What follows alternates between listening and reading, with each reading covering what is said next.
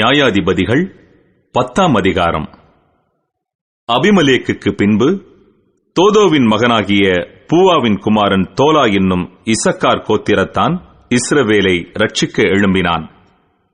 அவன் எப்பிராயிம் மலைதேசத்து ஊராகிய சாமீரிலே குடியிருந்தான். அவன் இஸ்ரவேலை 23 வருஷம் நியாயம் விசாரித்து பின்பு மரித்து சாமீரிலே அடக்கம் பண்ணப்பட்டான்.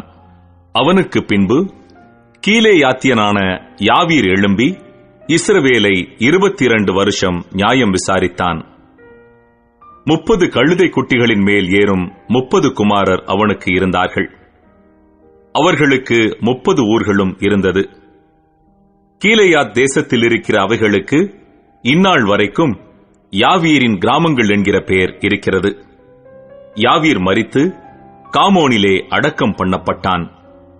இஸ்ரவேல் புத்திரர் மறுபடியும் கர்த்தரின் பார்வைக்கு பொல்லாப்பு செய்து கர்த்தரை சேவியாமல் அவரை விட்டு போய் பாகால்களையும் அஸ்தரோத்தையும் சீரியாவின் தேவர்களையும் சீதோனின் தேவர்களையும் மோவாபின் தேவர்களையும் அம்மோன் புத்திரரின் தேவர்களையும் பெலிஸ்தரின் தேவர்களையும் சேவித்தார்கள்.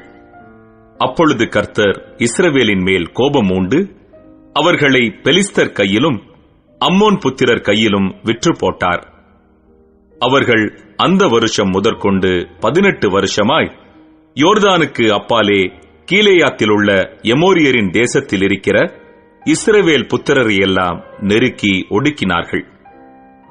அம்மோன் புத்திரர் யூதாவின் மேலும் பென்யமின் மேலும் எப்பிராயிம் குடும்பத்தார் மேலும் யுத்தம் பண்ண யோர்தானை கடந்து வந்தார்கள். இஸ்ரவேலர் மிகவும் நெருக்கப்பட்டார்கள். அப்பொழுது இஸ்ரவேல் புத்திரர் கர்த்தரை நோக்கி முறையிட்டு, உமக்கு விரோதமாக பாவம் செய்தோம். நாங்கள் எங்கள் தேவனை விட்டு பாகால்களை சேவித்தோம் என்றார்கள்.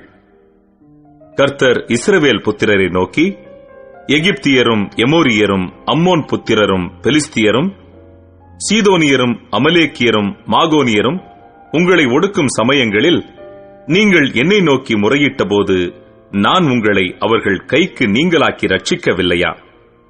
அப்படியிருந்தும் நீங்கள் என்னை விட்டு அந்நிய தேவர்களை சேவித்தீர்கள். ஆகையால் இனி உங்களை ரட்சியேன். நீங்கள் போய் உங்களுக்காக தெரிந்து கொண்ட தேவர்களை நோக்கி முறையிடுங்கள். அவைகள் உங்கள் ஆபத்தின் காலத்தில் உங்களை ரட்சிக்கட்டும் என்றார். இஸ்ரவேல் புத்திரர் கர்த்தரை நோக்கி, பாவம் செய்தோம். தேவரீர் உம்முடைய பார்வைக்கு நலமானதை எங்களுக்கு செய்யும். இன்றைக்கு மாத்திரம் எங்களை ரட்சித்தருளும் என்று சொல்லி அந்நிய தேவர்களை தங்கள் நடுவிலிருந்து விலக்கிவிட்டு கர்த்தருக்கு ஆராதனை செய்தார்கள். அப்பொழுது அவர் இஸ்ரவேலின் வருத்தத்தை பார்த்து மனதுருகினார்.